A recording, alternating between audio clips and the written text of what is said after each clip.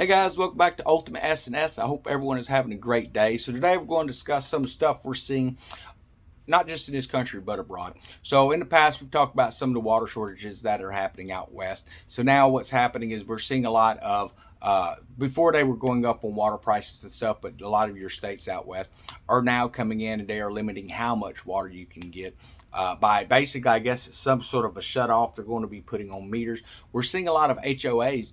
For those who don't know what that is, that's homeowners associations where you build in like subdivisions and stuff.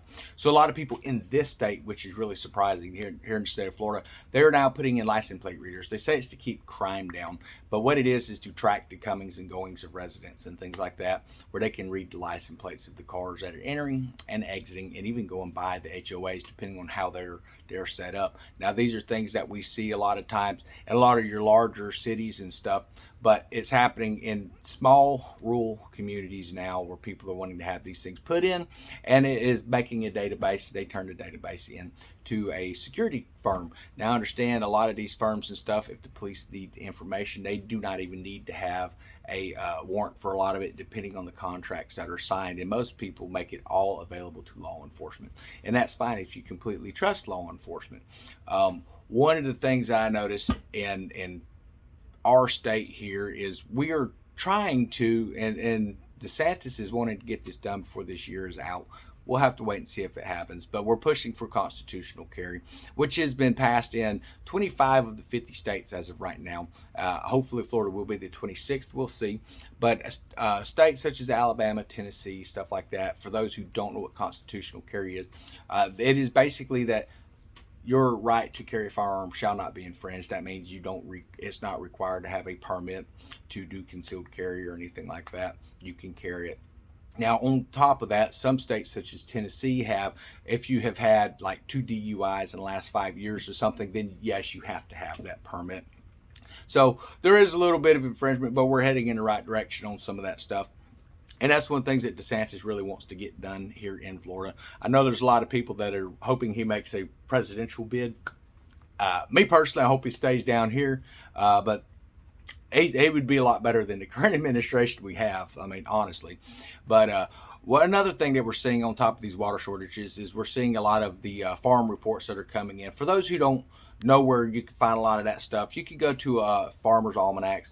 You can go to Agricultural Today, and there's a lot of different avenues out there. You can go to Google and make a simple search, guys, and just find out where your farmer hubs for communication is.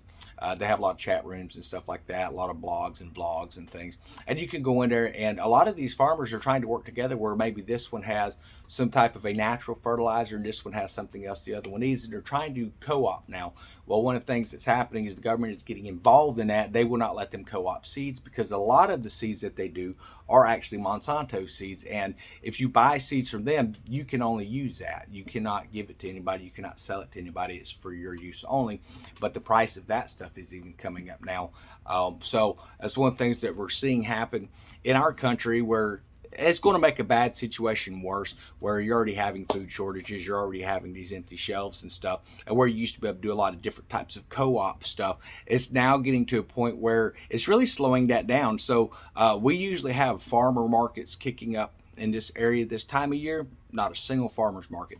So I went by one of the local, used to be a flea market type area, but it's a fairground, had a flea market across the street, and it was empty, and they would set up farmers markets over in that flea market area and even in the park grounds, and went by, and all the cancellation notices are that they're not going to be having one. It's canceled for this year. It was canceled last year, and it says until further notice not to expect it there. So why is that? Well, the only thing I can figure is because of the fertilizer shortages, or these people that are able to actually grow food are keeping it for themselves and for their families. And I think that's actually a really smart move for people to do. That seems to be making a lot of people in the actual world, I guess I should say, mad, because we're not the only areas that are doing that. Other countries are doing that. They are stopping exports of foods and stuff, trying to brace for the food shortages that are coming ahead. When you have professional analysts and stuff up there, and these world leaders, the analysts for them, and they're telling these countries, you better keep what you've got because we're going to have some really hard years ahead. We're not just talking through this year. They're looking now into 2024. So think about where we are now with the inflation prices and stuff. I know we put some numbers up and they talk about we're currently at like 9% and it could be going up to anywhere up around 11 to 14%. But there's actually other numbers that are saying we're actually close to like 19%. They're just taking the rates. Here's how it works. They go into the federal reserves and stuff, and they jack the federal rates up, which then makes it look like inflation is not as high because the overall rates of everything has come up. So it looks like inflation is not that high, but really you were actually down here, and you're closer to about a 20% inflation rate right now. So a lot of people in this area, they're excited because they went to a $16 minimum wage that starts here in 2 more years. With anticipation of this minimum wage, we're seeing the rent prices, which was already through the roof. I mean, we're talking for a single bedroom apartment type deal, nothing fancy. You was already looking at $1,500 to $1,600 a month.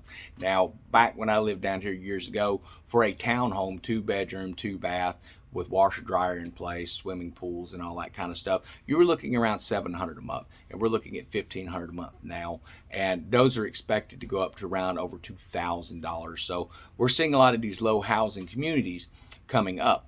But what's happening is it's not the current residents of this area that are going to be getting those. It are the people that's moving out of states like California and Washington and New York that are coming down here in droves because they have broke their country and their state, and they're coming down here, unfortunately, and they have no intent of actually contributing into jobs. What we need is we don't need more people moving down into Florida. What we need is need more businesses moving down. But then you run into the situation where a lot of your local legislations and stuff like that, they want to make a bunch of money off of these businesses right off the bat, and it just doesn't look very prestigious to a company to come down here. So that may be happening in your area. If you're noticing that pricing of housing and stuff is going up as well, you can actually buy a house cheaper per month than you can renting a single wide over in a mobile home park now. That's how bad it's gotten down in this area. But I'm thankful that where I'm currently at, set up, don't have to worry about all that kind of stuff. But not everybody is as blessed. So that's something that you need to be looking at. What can you do to offset some of that stuff? Well, if you're offsetting the cost of food by growing your own food, by growing your own gardens and stuff, that's going to help you out a lot. If you've got a rate locked in on an apartment, then I would recommend that you keep it, or if you could get out of the area, that's great. But that's not just this area of Florida that's going up. That seems to be across the entire board. As you get an influx of people, the demand goes up and the supply just isn't there yet. We're still trying to recover from Hurricane Michael. They were already having issues with trying to have affordable housing because it pretty much wiped out most of that stuff when that hurricane came through. So those are some of the realities that we face in our state. But looking at other states as well, we've had some of the reports where some people are going to stores and they're not really seeing any shortages. Now, I wish that they would be a little more elaborate on what they're seeing as far as the availability, because understand, just because you're still seeing stuff on the shelves, is it the same stuff you were seeing? Are you seeing the same availability? So definitely comment in with that, guys. But I think one of the things we need to be focused on right now, not just empty shelves, not just the water supply issues and things like that, but we need to be looking at the long-term survivability of the area that you're currently in. We're getting warnings from our government, Joe Biden, and even this Fauci dude, and different people across the government that are saying they're expecting another pandemic. So what is that pandemic going to look like? Man, I have no idea. What is it going to be called? Again, no idea. But one of the things that we do know is they're already saying, oh yeah, it's coming, So when is it coming? They're talking like it's probably going to be the next year or two. So what can you do in the meantime? Understand, last time this happened, people were losing their jobs, and they didn't have food. They were having to make sacrifices in selling their homes, selling their cars, and things like that and stuff. So some things I would recommend: try to find something. Everyone has something they're good at. Try to figure out some way that you can make a little extra money, but you need to make sure that you're stocking up the necessities of life. buy as much food as you can, stockpile that stuff to the ceilings if you can. You want to make sure that you are stockpiling water, that you're keeping medical supplies that you're going to need. If you have the extra money to be able to do that, then definitely make sure you're getting medical supplies set up. Now, I understand that there's the situation of, how much money you have versus how much need you're going to have later.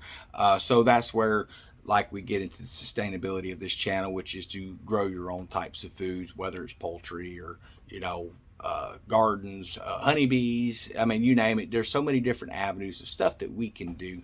Maybe you don't really have the opportunity to grow stuff in your yard, but you have a little bit of free time on your hand where you can go out and forage. That's where you need to get like some edible wild plant books, field guides, and stuff like that. See what's growing in your area and start stockpiling that back. And if nothing else, you can be eating that now, and the stuff you're buying at the store that's in cans already, just be setting that back. So that's what we do around here. We eat what we're growing.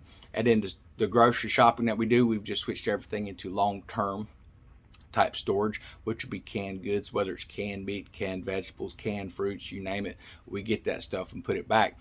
Now, there's a lot of people that like to talk about the sodium content or the MSG or whatever. The fact is, most of these people, they don't even eat healthy as a normal day of life.